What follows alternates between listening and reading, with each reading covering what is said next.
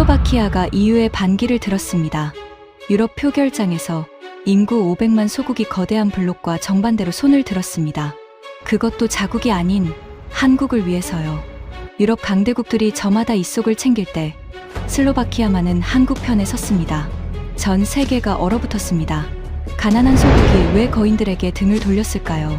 슬로바키아는 인구당 자동차 생산 세계 1위, 독일마저 제친 나라입니다. 그 기적의 시작엔 20년 전 아무도 거들떠보지 않던 이 나라에 공장을 세운 한국이 있었습니다. EU도 끝내 사지 못한 단 한 표. 지금 한국과 슬로바키아의 눈물겨운 보은을 공개합니다. 시작하기 전 구독과 좋아요, 그리고 대한민국 파이팅 댓글로 한국을 응원해주세요. 지난 가을이었습니다. 벨기에 브뤼셀 EU 본부 한복판에서 벌어진 일입니다. 27나라의 대표가 거대한 둥근 테이블에 둘러앉아 있었어요. 천장의 조명은 차갑게 내려앉았고 회의장 안은 종이 한 장 넘기는 소리까지 들릴 만큼 조용했습니다.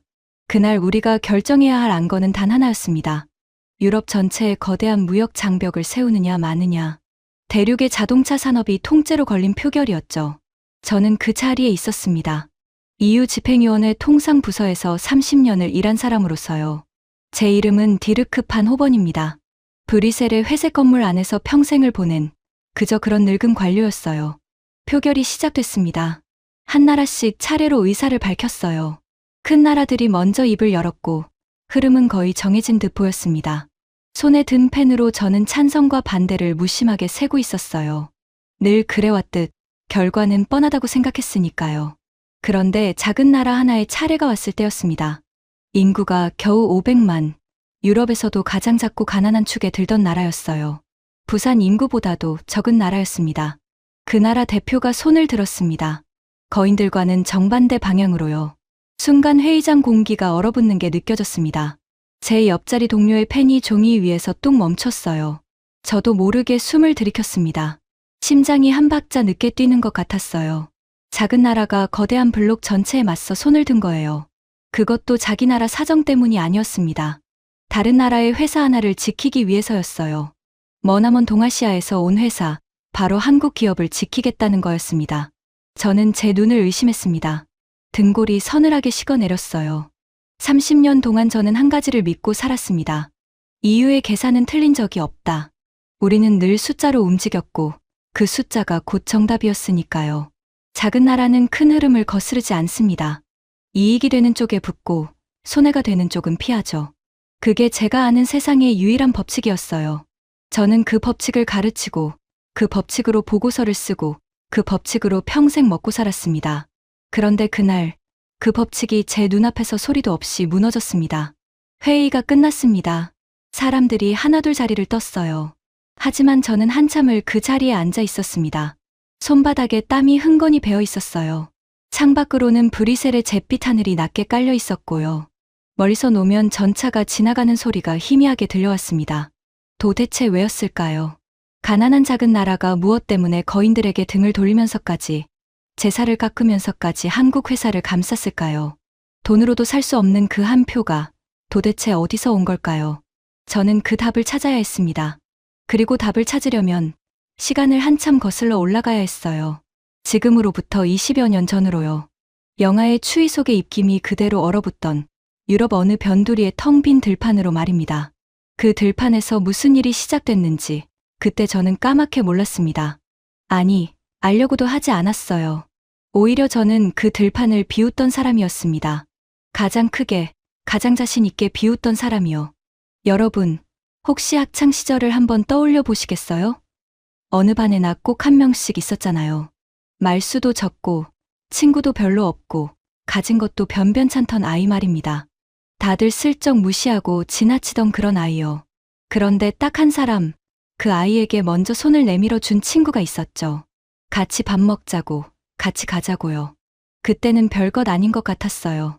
그런데 세월이 흐르고 두 사람이 어른이 되면 그 손 내밀어 준 일이 평생 잊지 못할 빚이 되더라고요. 손을 잡아준 사람은 잊어도 그 손을 잡은 사람은 절대 안 잊습니다. 오늘 제가 들려드릴 이야기가 딱 그런 이야기예요. 다만 무대가 학교 교실이 아니라 유럽 한복판이라는 것만 다르죠. 오늘 저는 그 이야기를 처음으로 털어놓으려 합니다. 제가 평생 믿어온 것이 어떻게 산산조각 났는지, 한 나라가 20년 전에 심은 작은 씨앗이 어떻게 한 표가 되어 돌아왔는지, 그리고 늙은 유럽의 관료가 왜 결국 이런 말을 입에 담게 됐는지를요. 이유보다 한국이 옳았다고요. 하지만 진짜 충격은 그 다음이었습니다. 20여 년 전으로 돌아가 보겠습니다. 그 무렵 동유럽은 들썩이고 있었어요. 오랫동안 철의 장막 뒤에 갇혀있던 나라들이 줄지어 EU에 들어오기 시작했거든요. EU에 들어오면 무엇이 좋으냐? 서유럽의 거대한 시장이 그대로 열립니다. 관세도 사라지죠. 그러니 서유럽의 큰 기업들이 너도 나도 동유럽의 공장 지을 자리를 찾기 시작했습니다. 인건비는 싸고 시장은 가까운 자리를 말이에요. 그때부터 동유럽은 외국 자본이 몰려드는 격전지가 됐습니다. 저는 그 격전지의 한가운데 있었어요. 어느 나라가 투자받을 자격이 있는지, 어느 땅이 점수가 높은지를 판단하는 게 제 일이었으니까요. 저는 자부심이 대단했습니다. 제 보고서 한 장이 한 나라의 운명을 가른다고 믿었거든요. 그때 제 책상 위에 한 나라의 이름이 올라왔습니다. 슬로바키아였어요. 솔직히 말씀드릴게요.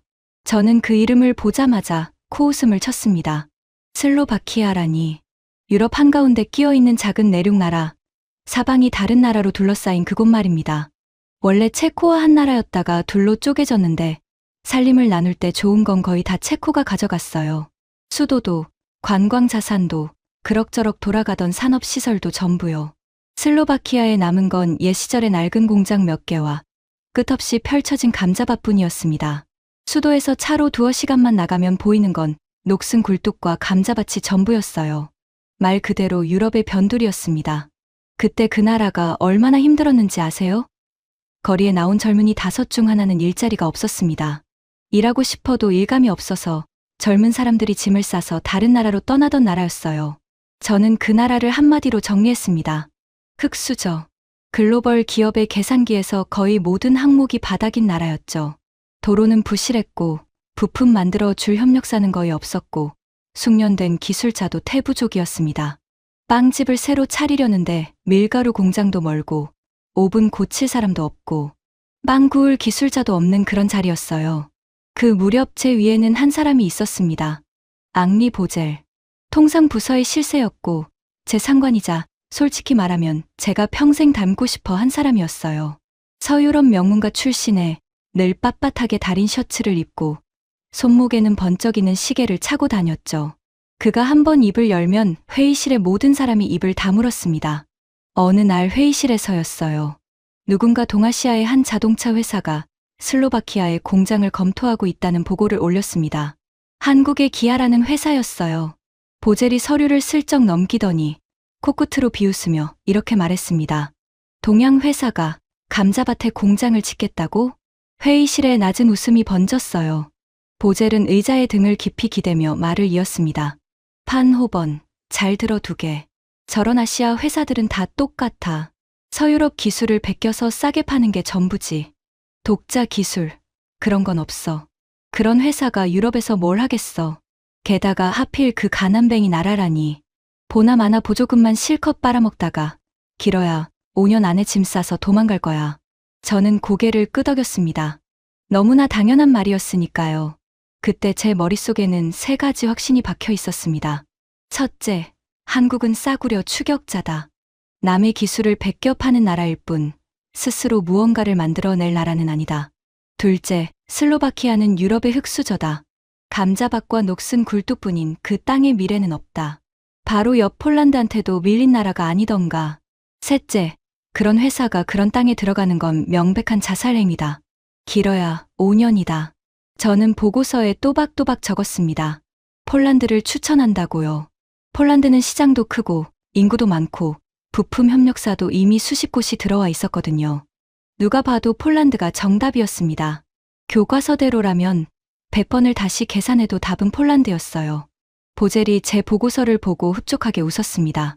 그가 제 어깨를 툭 치며 말했어요. 역시 자네는 셈을 할 줄 알아. 그 한국 회사가 슬로바키아를 고르는 순간 우리는 팝콘이나 먹으면서 그 회사가 망하는 걸 구경하면 되는 거야. 저는 그 말에 우쭐했습니다. 부끄럽지만 정말 그랬어요. 그때의 저는 제가 세상에서 가장 똑똑한 사람인 줄 알았습니다. 그런데 며칠 뒤 믿을 수 없는 소식이 들려왔어요. 그 한국 회사가 정말로 슬로바키아를 골랐다는 겁니다. 폴란드가 아니라 그 감자밭을요. 보젤은 박장대소했습니다. 저도 따라 웃었어요. 미친 회사라고 생각했습니다. 스스로 무덤을 파는 회사라고요. 그리고 저는 그 무덤을 두 눈으로 확인하고 싶어졌습니다. 망하는 꼴을 직접 보고 보고서의 못을 받고 싶었거든요. 하지만 그 들판에 발을 디딘 순간 저는 평생 처음으로 제 계산이 흔들리는 걸 느끼게 됩니다. 저는 그 한국 회사가 망하는 증거를 챙겨오라는 명을 받고 비행기를 탔습니다. 목적지는 슬로바키아 북서부 질리나라는 작은 도시였어요. 솔직히 가벼운 출장이라고 생각했습니다. 가서 황량한 들판 사진 몇 장 찍고 한심하다는 표정 한 번 지어주고 돌아와서 보고서에 예상대로 가망 없음이라고 적으면 끝이라고요. 비행기에서 내리는 순간 칼바람이 뺨을 때렸습니다. 영하 18도였어요. 입을 열면 입김이 허옇게 솟았다가 그대로 얼어붙는 것 같았습니다. 발밑에는 채 녹지 않은 눈이 두툼하게 깔려 있었고 멀리 카르파티아 산맥의 능선이 잿빛 하늘과 맞닿아 있었어요. 두꺼운 코트를 입었는데도 뼛속까지 추위가 파고들었습니다. 차를 타고 한참을 달려 도착한 그 들판은 정말이지 아무것도 없었어요. 변변한 건물 하나, 부품 공장 하나 보이지 않았습니다. 자재를 실어 나를 큰 길조차 제대로 닦여 있지 않았어요. 보젤의 말이 옳았구나. 저는 속으로 고개를 끄덕였습니다. 이런 곳에서 무슨 자동차를 만든단 말인가. 그런데 들판 한가운데 거대한 천막이 여러 동 세워져 있었습니다. 저는 의아했어요. 이 추위에 저게 다 뭐지? 천막 안으로 들어선 순간 저는 멈칫했습니다. 후끈한 열기가 얼굴을 덮쳤어요. 거대한 난로가 곳곳에서 돌아가고 있었고 천막 안은 사람들의 입김과 콘크리트 냄새 그리고 기계 기름 냄새로 가득했습니다. 영화의 들판 한복판에 작은 공장 하나가 통째로 살아 숨쉬고 있는 것 같았어요. 수십 명의 사람이 일하고 있었습니다.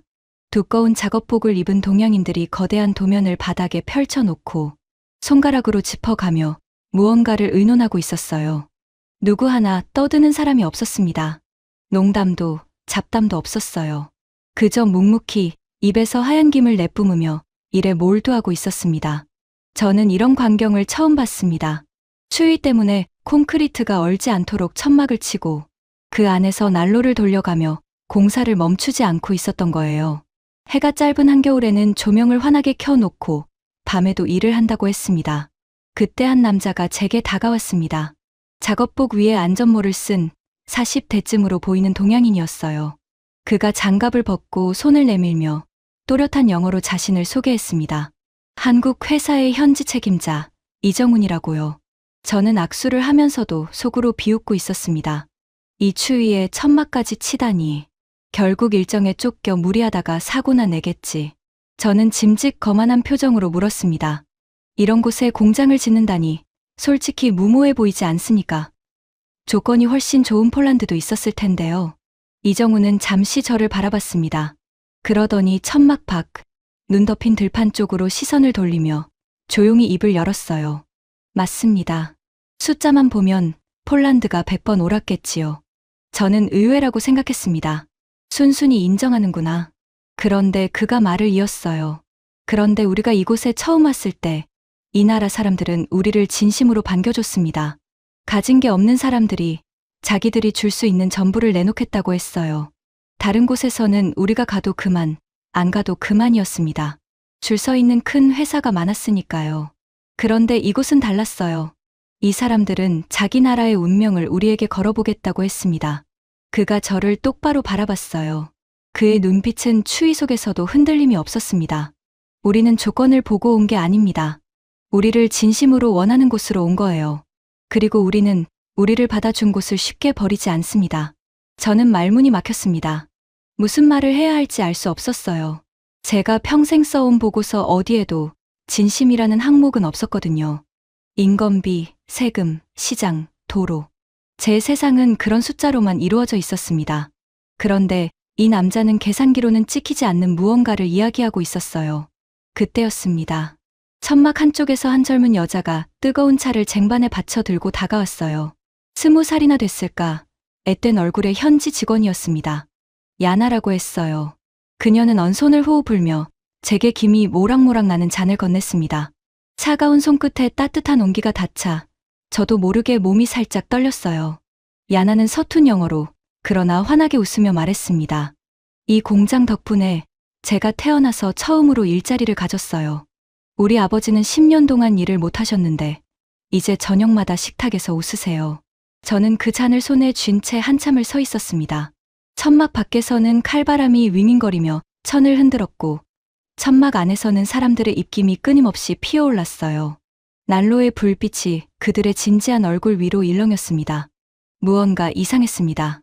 분위기가 제가 알던 것과 완전히 달랐어요.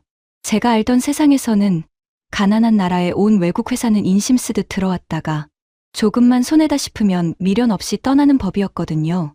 그런데 이곳에는 그런 계산이 보이지 않았습니다. 떠날 사람들의 눈빛이 아니었어요. 저는 애써 고개를 저었습니다. 감상에 빠질 뻔했다고 생각했어요. 그래봤자 망할 공장이다. 따뜻한 차 한 잔에 마음이 약해진 거다. 저는 서둘러 보고서에 적을 문장을 머릿속으로 정리했습니다. 현지 분위기는 우호적이나 사업 전망은 여전히 비관적. 그렇게 적고 끝내려 했어요. 하지만 브뤼셀로 돌아오는 비행기 안에서 저는 자꾸만 그 천막 안의 광경이 떠올랐습니다. 영화의 들판에서 입김을 내뿜으며 도면을 펴던 사람들. 우리를 받아준 곳을 버리지 않는다. 던 한 남자의 흔들림 없는 눈빛. 그리고 따뜻한 차를 건네며 환하게 웃던 야나의 얼굴이요. 그때는 정말 몰랐습니다. 그 영화 18도의 들판에서 제가 본 것이 훗날 유럽 전체를 멈춰 세우는 사건의 첫 단추였다는 것을요. 그리고 그 작은 천막 안에서 시작된 이야기가 20년 뒤 브뤼셀의 그 표결장으로 고스란히 이어진다는 것을 말입니다. 비행기 창밖으로 구름이 흘러갔습니다. 저는 따뜻한 차의 온기가 아직 손끝에 남아있는 것 같은 착각에 빠졌어요. 그리고 그때 제 마음 깊은 곳에서 아주 작은 균열이 시작되고 있었습니다. 제가 평생 믿어온 그 단단한 계산의 세계의 말입니다.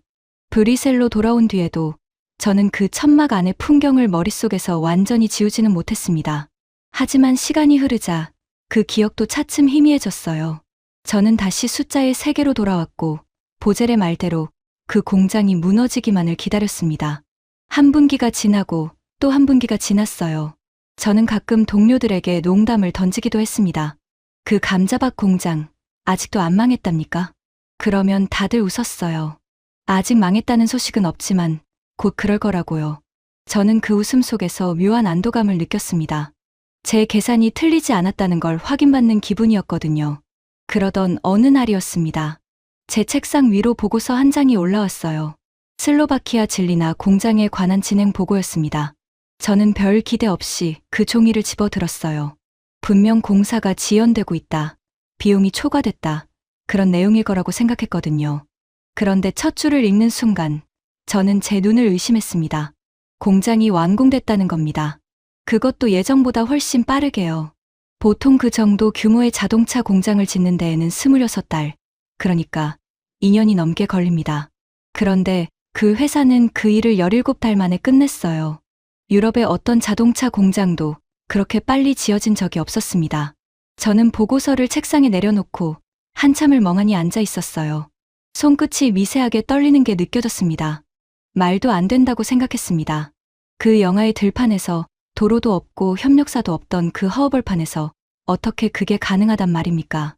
저는 직접 두 눈으로 확인하지 않고는 못 베기겠더라고요. 그래서 저는 다시 한번 그곳으로 향하는 비행기에 올랐습니다. 이번에는 봄이었어요. 지난 겨울에 그 살을 애는 추위는 온데간데 없었습니다. 차창 밖으로는 푸른 들판이 펼쳐졌고 멀리 산기슭에는 아직 흰 눈이 조금 남아 있었어요. 그리고 그 푸른 들판 한가운데 거대한 은빛 건물이 햇빛을 받아 반짝이고 있었습니다. 저는 차에서 내려 그 광경을 한참 동안 바라봤어요. 불과 몇 달 전까지만 해도 천막과 난로뿐이던 그 자리에 어마어마한 규모의 공장이 들어서 있었습니다. 매끈한 외벽이 햇살에 빛났고 넓게 닦인 도로 위로는 자재를 실은 트럭들이 분주히 오갔어요. 멀리서 보아도 그 건물은 살아있는 거대한 생명체처럼 느껴졌습니다. 공장 안으로 들어서자 익숙한 기계 기름 냄새와 함께 낮게 깔린 기계음이 귓속을 채웠어요. 끝이 보이지 않는 생산 라인이 일사불란하게 돌아가고 있었습니다. 그리고 그 라인 위로 막 형태를 갖춰가는 자동차들이 줄지어 매달려 있었어요. 그때 익숙한 얼굴이 저를 맞이했습니다. 이정훈이었어요. 지난 겨울보다 얼굴이 조금 그을렸고 눈가에는 주름이 늘어 있었습니다. 하지만 그 눈빛만은 여전했어요. 그가 손을 내밀며 웃었습니다. 또 오셨군요. 이번에는 망하는 증거를 찾으러 오셨습니까? 저는 순간 얼굴이 화끈거렸어요. 그가 제 속을 훤히 들여다보고 있는 것 같았거든요. 저는 헛기침을 하며 물었습니다.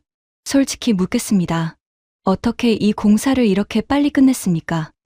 이건 상식적으로 불가능한 일입니다. 이정훈은 잠시 생각하더니 천천히 입을 열었어요. 불가능한 일이 아니라 절실한 일이었습니다. 우리가 하루를 늦추면 이 사람들의 일자리도 하루 늦어집니다. 저 라인이 하루 빨리 돌아가면 한 가정이 하루 빨리 저녁상에 고기를 올릴 수 있어요. 그걸 아는 사람들이 일을 하면 속도가 달라집니다. 저는 그 말에 또 한 번 말문이 막혔습니다. 제가 아는 경영의 언어로는 도무지 설명되지 않는 말이었거든요. 절실함이라니. 그게 어떻게 공사 기간을 9달이나 단축한단 말입니까? 그때 저쪽 라인에서 한 무리의 현지 노동자들이 환호성을 질렀습니다. 무슨 일인가 보니 그날의 생산 목표를 채웠다며 서로 등을 두드리고 있더군요. 그들의 얼굴에는 땀과 함께 자부심이 가득했어요. 그건 그냥 월급을 받으려고 일하는 사람들의 표정이 아니었습니다. 자기 손으로 무언가를 만들어낸다는 긍지가 배어있는 얼굴이었어요. 저는 브뤼셀로 돌아와 보젤에게 보고했습니다. 공장이 기록적인 속도로 완공됐고 현지 분위기가 심상치 않다고요. 보젤은 제 보고서를 대충 넘겨보더니 콧방귀를 뀌었습니다. 빨리 지었다고? 운이 좋았던 거겠지. 겨울이 따뜻했거나 인부들이 우연히 부지런했거나. 판호번, 공장을 짓는 거랑 차를 파는 건 전혀 다른 얘기야. 두고 봐. 그 라인에서 나온 고철 덩어리들을 유럽 사람들이 거들떠나 보는지. 저는 고개를 끄덕였습니다. 그래, 진짜 시험은 이제부터다. 공장이야 어떻게 지었든 결국 차가 안 팔리면 끝이다. 저는 다시 마음을 다잡았어요. 하지만 그 자부심 가득하던 노동자들의 얼굴이 자꾸만 눈앞에 어른거렸습니다. 몇 달 뒤, 그 공장에서 만든 첫 자동차들이 유럽 시장에 풀렸습니다. 저는 솔직히 기대하지 않았어요. 아니, 오히려 형편없기를 바랐는지도 모르겠습니다. 보젤의 말처럼 그 차들이 고철 덩어리로 판명나면 그제야 모든 게 제자리로 돌아올 테니까요.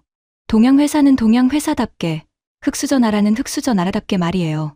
그런데 시장의 반응은 제 예상과 정반대였습니다. 처음에는 작은 소문이었어요.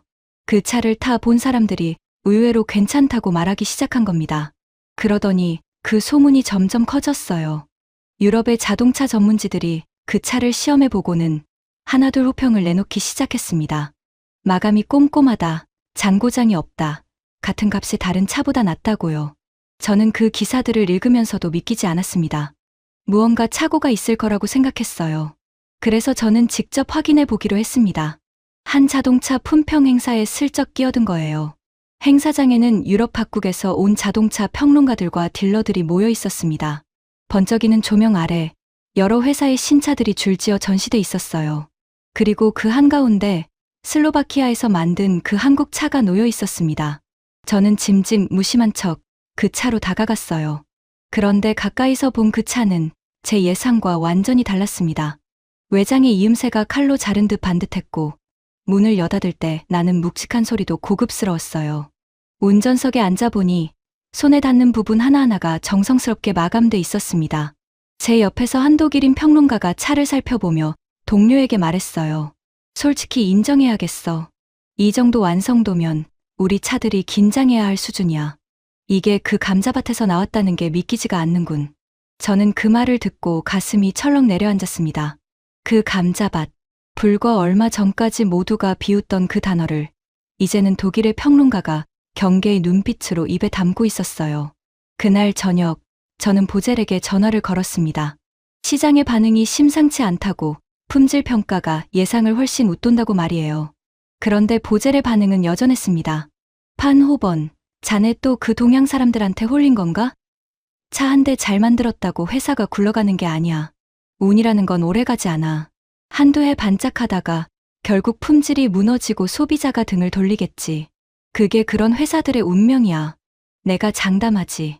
저는 그 단호함에 다시 흔들렸어요. 그래, 보젤의 말이 맞을지도 모른다. 한순간의 반짝임일 뿐이라고요. 하지만 전화를 끊고 나서도 마음 한구석이 영개운치 않았습니다. 며칠 뒤 저는 우연히 야나의 소식을 듣게 됐어요. 그 천막에서 제게 따뜻한 차를 건네던 그 앳된 직원 말입니다. 야나는 생산 라인의 한 부서에서 정식 직원이 되어 있었습니다. 그리고 그녀가 받은 월급으로 그녀의 가족은 10년 만에 처음으로 집을 새로 단장했다고 했어요. 비가 새던 지붕을 고치고 낡은 난로를 새 것으로 바꾸고요. 야나의 아버지는 동네 사람들에게 이렇게 말하고 다닌다고 했습니다. 우리 딸이 다니는 그 회사가 우리 가족을 다시 일으켜 세웠소. 나는 그 은혜를 죽을 때까지 잊지 않을 거요. 저는 그 이야기를 전해 듣고 한동안 말을 잇지 못했어요. 제 머릿속의 계산기에는 한 가정이 다시 사람답게 살게 됐다는 그 숫자를 넣을 자리가 없었습니다. 인건비도 세금도 시장 점유율도 아닌 그 무언가가 자꾸만 제 가슴을 두드렸어요. 그 무렵부터였던 것 같습니다. 제가 그 공장의 소식을 남몰래 챙겨보기 시작한 것이요. 망하는 걸 확인하려는 마음 반, 그리고 이상하게도 잘 되기를 바라는 마음 반으로 말입니다. 제가 정말로 흔들리기 시작한 건 그 다음에 벌어진 일 때문이었습니다. 그 한국 공장이 자리를 잡자 놀라운 일이 일어나기 시작했어요. 자동차 한 대를 만들려면 수만 개의 부품이 필요합니다. 그리고 그 부품들을 만드는 회사들이 공장 주변으로 하나둘 모여들기 시작한 거예요. 처음에는 몇 곳이었어요.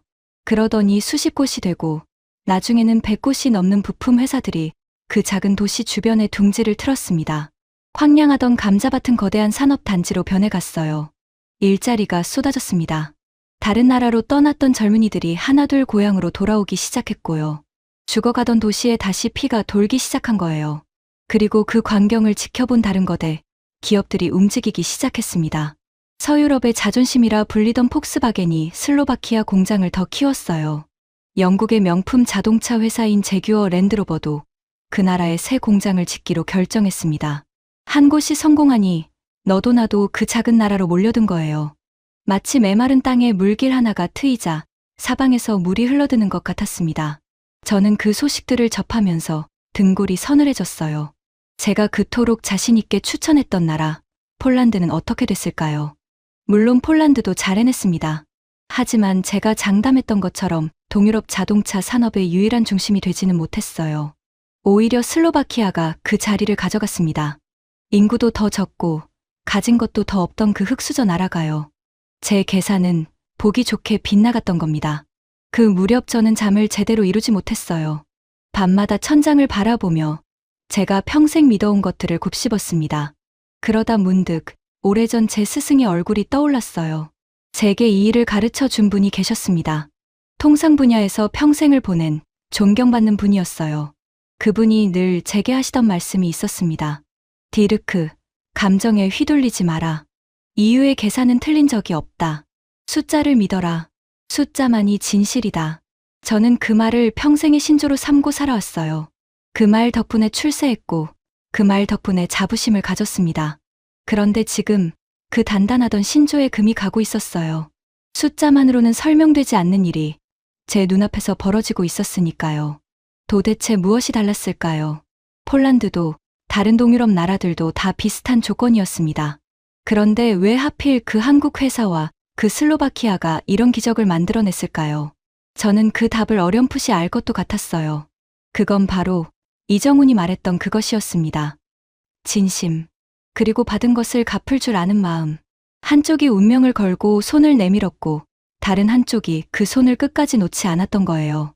그 두 마음이 만나 누구도 예상하지 못한 기적을 만들어낸 겁니다. 하지만 저는 그 생각을 애써 밀어냈어요. 그건 너무 비현실적인 이야기였으니까요.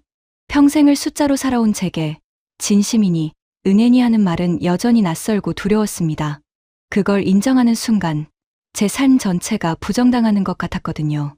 그래서 저는 더더욱 모른 척했습니다. 못 본 척, 못 들은 척이요. 세월은 빠르게 흘렀습니다. 제 머리에도 어느덧 흰머리가 늘기 시작했어요. 그동안 그 슬로바키아의 공장은 멈추지 않고 돌아갔습니다. 한 해에 만드는 차의 수가 계속 늘었고 만드는 차종도 다양해졌어요.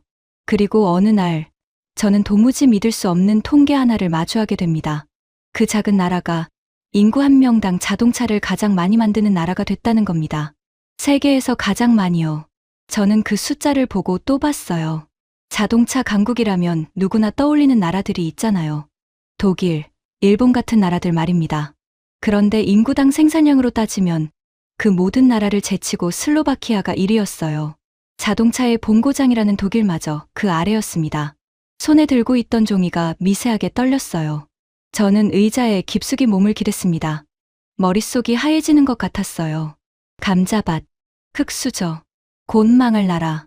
제가 그토록 비웃었던 그 모든 말이 산산조각 나는 순간이었습니다. 그 비웃음의 한가운데 서 있던 저 자신이 그렇게 초라하게 느껴진 적이 없었어요. 바로 그 무렵, 보젤은 더 높은 자리에 올랐습니다. 그는 통상부서를 넘어 EU 정책 전체를 좌우하는 핵심 인사가 됐어요. 사람들은 그의 눈치를 받고 그가 한마디 하면 정책의 방향이 바뀌었습니다. 저는 그가 그 자리에서 무언가 달라지기를 바랐어요. 세월이 흘렀으니 그도 조금은 생각이 바뀌지 않았을까 하고요. 하지만 보젤은 전혀 변하지 않았습니다. 아니, 오히려 더 지독해졌어요. 그는 자신의 권력을 이용해 작고 약한 나라들을 노골적으로 압박하기 시작했습니다. 큰 나라들의 이익을 위해서라면 작은 나라들의 사정쯤은 가볍게 짓밟았어요. 어느 회의에서 그가 이렇게 말하는 걸 들은 적이 있습니다. 작은 나라들은 그냥 따라오면 됩니다. 그들이 무슨 생각을 하는지는 중요하지 않아요. 중요한 건 큰 나라들의 결정이지. 동유럽 같은 곳은 그저 우리가 쓰기 좋은 도구일 뿐입니다. 그 말을 듣는 순간 저는 가슴이 답답해졌어요. 도구라니. 그 슬로바키아 사람들이, 그 야나의 가족이 보젤에게는 그저 쓰다 버릴 도구에 지나지 않았던 겁니다.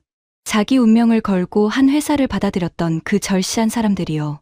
저는 그제야 깨달았습니다. 제가 평생 닮고 싶어 했던 그 사람이 사실은 어떤 사람이었는지를요. 그는 샘에 밝은 게 아니었어요. 사람을 사람으로 보지 않는 사람이었던 겁니다. 그리고 저는 오랫동안 그 옆에서 함께 웃고 있었어요. 그 사실이 저를 견딜 수 없게 만들었습니다. 하지만 그때까지도 저는 아무 말도 하지 못했어요. 보젤은 너무 높은 곳에 있었고 저는 그저 그 밑에서 평생을 보낸 늙은 관료에 불과했으니까요. 저는 비겁했습니다. 무언가 잘못됐다는 걸 알면서도 그저 침묵했어요. 그런 제 비겁함이 끝나는 날이 오리라고는 그때는 상상조차 하지 못했습니다. 다시 시간이 흘러 가장 최근의 이야기입니다. 그 슬로바키아의 공장은 마침내 누적 500만 대를 넘어섰습니다. 첫 삽을 뜨던 그 영화의 들판을 떠올리면 도무지 실감이 나지 않는 숫자였어요. 텅 빈 감자밭에서 시작한 일이 500만 대라는 거대한 산이 되어 돌아온 겁니다. 그 도시는 완전히 다른 곳이 되어 있었어요. 제가 처음 갔던 무너져가는 농가와 녹슨 굴뚝뿐이던 그 도시가 아니었습니다. 번듯한 거리가 들어섰고 카페와 상점이 문을 열었어요. 젊은이들이 거리를 활기차게 오갔고 아이들의 웃음소리가 골목마다 울렸습니다. 한 회사가 들어와 죽어가던 도시 하나를 통째로 살려낸 거예요. 그리고 그 도시의 한가운데 야나가 있었습니다. 그 앳된 얼굴로 제게 차를 건네던 소녀는 이제 그 공장의 핵심 엔지니어가 되어 있었어요. 가장 어려운 기술을 다루는 부서에서 후배들을 가르치는 위치에 올라 있었습니다. 그녀가 한 인터뷰에서 이렇게 말하는 걸 봤어요. 저는 이 회사에서 모든 걸 배웠습니다.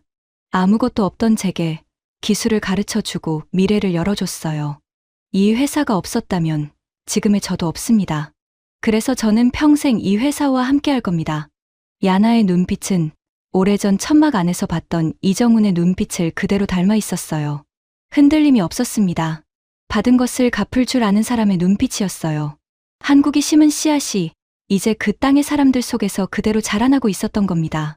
저는 그 인터뷰를 보며 가슴이 뜨거워지는 걸 느꼈어요. 그리고 동시에 알 수 없는 불안이 밀려왔습니다. 무언가 거대한 폭풍이 다가오고 있다는 예감이 들었거든요. 그 예감은 곧 현실이 됐습니다. 그 무렵 유럽에 큰 골칫거리가 하나 생겼어요. 중국에서 만든 값싼 전기차들이 유럽 시장으로 물밀듯이 들어오기 시작한 겁니다. 유럽의 자동차 회사들은 위기감을 느꼈어요. 그래서 EU는 중국 전기차에 거대한 관세 장벽을 세우는 방안을 검토하기 시작했습니다. 중국차의 유럽 진입을 막아버리겠다는 거였죠. 겉으로 보면 유럽 산업을 지키기 위한 당연한 조치 같았어요. 큰 나라들은 대부분 찬성하는 분위기였습니다. 그리고 그 정책을 앞장서서 밀어붙이는 사람이 바로 보젤이었어요. 그런데 그 관세 정책에는 아무도 주목하지 않은 그림자가 하나 숨어 있었습니다. 그 거대한 관세 장벽이 세워지면 중국은 가만히 있지 않을 게 뻔했어요. 분명 보복에 나설 거였습니다. 그리고 그 보복의 칼끝이 어디를 향할지 저는 직감했어요. 바로 유럽에서 만들어져 중국으로 수출되는 자동차들이었습니다. 그게 무슨 뜻인지 아십니까? 슬로바키아의 그 공장이 가장 큰 타격을 입을 수 있다는 뜻이었어요. 저는 자료를 찾아보다가 소름이 끼쳤습니다. 그 작은 나라의 경제는 이제 자동차 산업의 통째로 걸려 있었어요. 나라 살림의 상당 부분이 자동차에서 나왔고 그 중심에는 바로 그 한국 공장이 있었습니다. 만약 그 관세 전쟁이 터지고 중국이 보복에 나선다면 슬로바키아는 나라 전체가 휘청거릴 수도 있었어요. 큰 나라들에게 그 관세는 그저 하나의 정책이었습니다. 하지만 슬로바키아에게는 나라의 운명이 걸린 문제였어요. 저는 그제야 모든 그림이 한눈에 보이기 시작했습니다. 20년 전 한 한국 회사가 운명을 걸고 그 감자밭에 들어왔어요. 그리고 그 나라를 통째로 일으켜 세웠습니다.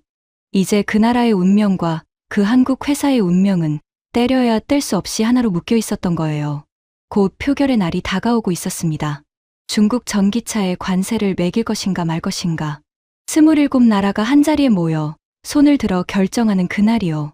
저는 그 표결장에 앉아 있을 제 모습을 떠올렸어요. 그리고 그 작은 나라가 거대한 거인들 사이에서 어떤 선택을 할지 생각했습니다. 살아남기 위해 큰 나라들을 따라갈 것인가? 아니면 20년 전에 자신을 일으켜준 그 한국 회사를 위해 거인들에게 맞설 것인가? 가슴이 두근거리기 시작했어요. 무언가 거대한 것이 곧 제 눈앞에서 벌어지려 하고 있었습니다. 그리고 그날 저는 평생 믿어온 모든 것이 완전히 뒤집히는 광경을 목격하게 됩니다. 마침내 그날이 왔습니다. 이 이야기의 맨 처음 제가 여러분께 말씀드렸던 바로 그날이요. 브뤼셀의 그 회의장이었습니다. 27나라의 대표가 거대한 둥근 테이블에 둘러앉았어요. 천장의 조명은 여전히 차가웠고 두꺼운 카펫은 발소리를 삼켰습니다. 회의장 안은 숨소리 하나까지 들릴 만큼 팽팽했어요. 그날의 안건은 단 하나, 중국에서 만든 전기차에 거대한 관세 장벽을 세우느냐 마느냐였습니다. 저는 늘 앉던 그 자리에 앉아 있었어요. 그리고 맞은편 상석에는 이 정책을 앞장서 밀어붙인 보젤이 앉아 있었습니다. 그는 어느 때보다 자신만만한 얼굴이었어요. 다 이긴 싸움이라고 생각하는 표정이었습니다. 표결이 시작되기 직전 보젤이 마이크를 잡고 좌중을 둘러보며 말했어요. 오늘의 결정은 단순합니다. 유럽의 산업을 지킬 것이냐, 아니면 중국의 시장을 내줄 것이냐. 큰 나라들은 이미 뜻을 모았습니다. 작은 나라들은 늘 그래왔듯 현명한 선택을 하리라 믿습니다. 저는 그 말 속에 숨은 뜻을 알아챘어요. 작은 나라들은 그냥 큰 나라들을 따라오라는 거였습니다. 너희들의 생각 따위는 중요하지 않다는 그 오만한 속내가요. 표결이 시작됐습니다. 한 나라씩 차례로 손을 들었어요. 그런데 이상한 일이 벌어졌습니다. 당연히 찬성표를 던질 거라 생각했던 큰 나라 하나가 반대편으로 손을 든 거예요. 자동차의 본고장이라는 그 나라가 말입니다. 회의장이 술렁였어요. 저는 그 이유를 곧 알 수 있었습니다. 그 나라의 거대한 자동차 회사들은 중국 시장에서 어마어마한 돈을 벌어들이고 있었거든요. 만약 유럽이 중국차에 관세를 매기면 중국도 가만히 있지 않을 게 뻔했어요. 그러면 그 나라가 중국에 팔던 차들이 직격탄을 맞을 테니까요. 그래서 그 나라는 반대한 겁니다. 유럽 전체를 위해서가 아니라 오로지 자기 나라의 입속을 지키기 위해서요. 저는 속으로 씁쓸하게 웃었어요. 그래, 이게 제가 아는 세상이지. 결국 모두가 자기 이익을 따라 움직인다. 큰 나라든 작은 나라든 사람은 다 똑같다. 손해보는 일은 절대 하지 않는다. 그게 제가 평생 믿어온 법칙이었습니다. 그렇게 표는 한쪽으로 또 다른 쪽으로 나뉘었어요. 분위기는 점점 더 팽팽해졌습니다. 한 표가 무겁게 쌓여갔어요. 그리고 마침내 그 작은 나라의 차례가 왔습니다. 인구 500만, 유럽에서 가장 작고 가난한 축에 들던 그 나라. 제가 20년 전 감자밭이라 비웃었던 그 슬로바키아 말입니다.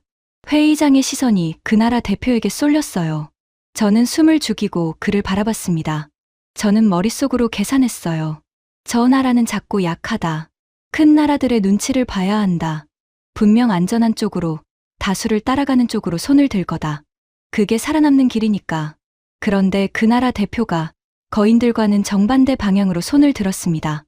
순간 회의장의 공기가 얼어붙었어요. 제 옆자리 동료의 펜이 종이 위에서 뚝 멈췄습니다. 저도 모르게 숨을 들이켰어요. 심장이 쿵 내려앉는 것 같았습니다. 작은 나라가 거대한 블록 전체에 맞서 손을 든 거예요. 그것도 자기 나라 사정 때문이 아니었습니다. 머나먼 동아시아에서 온 회사, 바로 그 한국 기업을 지키기 위해서였어요. 회의장이 술렁이자 그 나라 대표가 조용히 입을 열었습니다. 그의 목소리는 떨렸지만 한마디 한마디가 또렷했어요. 우리는 압니다. 이 선택이 우리에게 손해가 될 수도 있다는 것을요. 큰 나라들의 미움을 살 수도 있겠지요. 하지만 우리는 이 표를 던지겠습니다. 20년 전 모두가 우리를 외면하고 비웃을 때 한 회사가 우리에게 손을 내밀었습니다.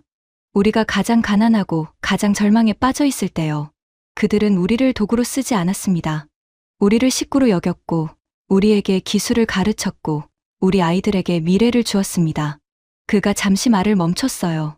회의장은 물을 끼얹은 듯 조용했습니다. 우리는 그 은혜를 잊지 않았습니다.